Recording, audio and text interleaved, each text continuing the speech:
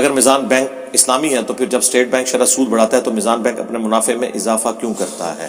اس کی وجہ یہ ہے کہ پوری دنیا کا نظام اس وقت سود میں جکڑا ہوا ہے. اگر وہ یہ ایسا نہیں کریں گے، اپنے معاملات کو بیسٹ نہیں کریں گے، تو وہ پھر سروائیو نہیں کر سکتے نا. یہ کائبر ریٹ اسے کہا جاتا ہے. کائبر ریٹ کی وجہ سے یہ سب کچھ کرنا پڑتا ہے. اور دوسرا یہ ان کا رائٹ ہے.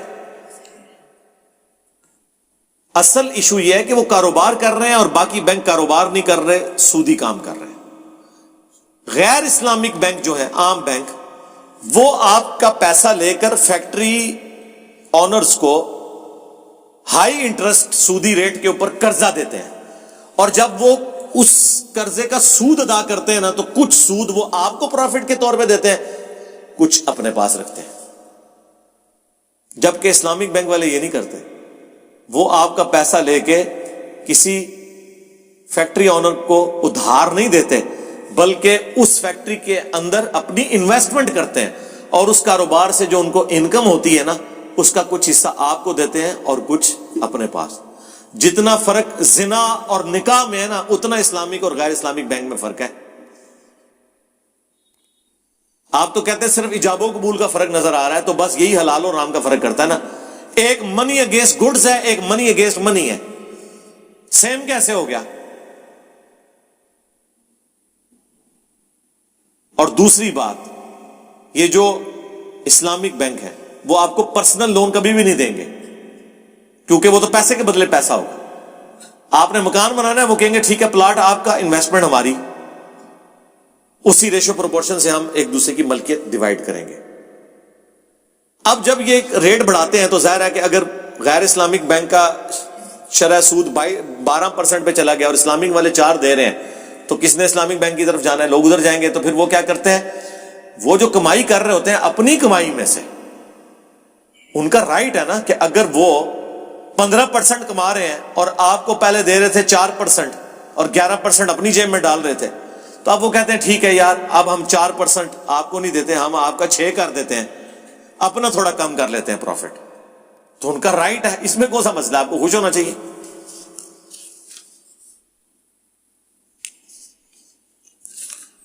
آپ نے ایک ویڈیو میں کہا تھا کہ نبی الاسلام نے بھی جنگ احد کے شہیدوں کی قبروں پر عرس منایا. نہیں، عرس نہیں منایا، خدا نہ آ جائے، جنازہ پڑھا تھا جا کے.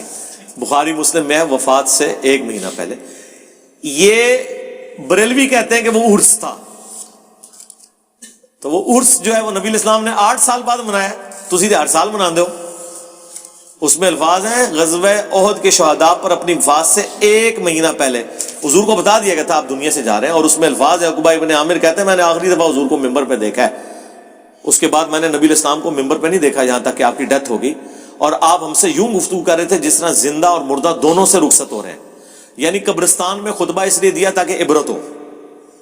دوسرا، اس قبرستان میں وہ لوگ دفن تھے جن کی قربانیوں کی وجہ سے زندہ مسلمانوں نے آندہ دنیا کے مزے لوٹنے تھے، دنیا کی دولت.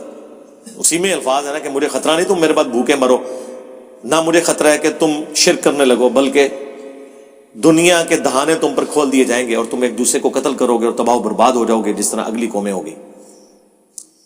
اتنا نبی علیہ السلام ڈرا رہے تھے.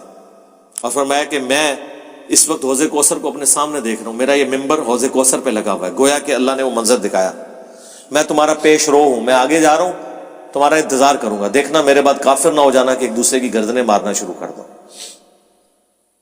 اتنے رقت انگیز وہ الفاظ ہیں. تیسری بات یہ کہ نبی الاسلام نے قبرستان میں اس لیے دیا تاکہ عبرت ہو کہ اصلی جگہ یہی آنے والی ہے. چوتھی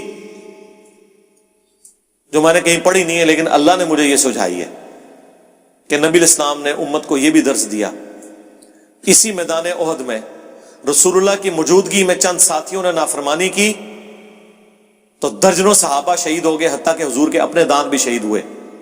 رسول اللہ دنیا میں موجود تھے، تب بھی امت کی نافرمانی کا خمیازہ نہ صرف باقی امت نے بھگتا، خود رسول اللہ نے بھی اس تکلیف کو کاٹا جو امت نے کام ڈالا تھا نافرمانی کر کے. تو آنے والوں کو درس ہے کہ جب میں دنیا میں نہیں ہوں گا تو اس چکر میں نہ رہنا کہ جو کچھ بھی ہے تیرے محبوب کی امت میں ہے. جب محبوب تم میں موجود بھی تھے تب بھی جب تم نے محبوب کی نافرمانی کی تو اللہ کی مدد نہیں آئی ہے, الٹا ایسا عذاب آیا کہ نبی کے بھی دانت شہید ہو گئے اور مدینے کا کوئی گھر نہیں بچا جس میں کوئی میت نہ ہو. تو میرے بعد تو میری دعاؤں کا حصہ بھی تمہیں اس طرح حاصل نہیں ہوگا, تو اپنا قبلہ درست رکھنا. یہ بھی اس کے اندر تھا. اور ہم نے اس میں سے یہ نکالا کہ جی حضور نے فرمایا جی میری امت شرک نہیں کرنے لگی, اس میں تو کہیں الفاظ نہیں ہے مجھے تم سے شرک کا خدشہ نہیں.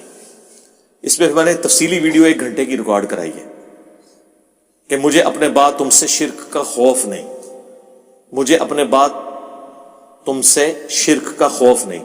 یہ آپ یوٹیوب پہ لکھیں, میں نے پوری یہ تفصیلی ویڈیو اس کے اوپر ریکارڈ کرائی ہے.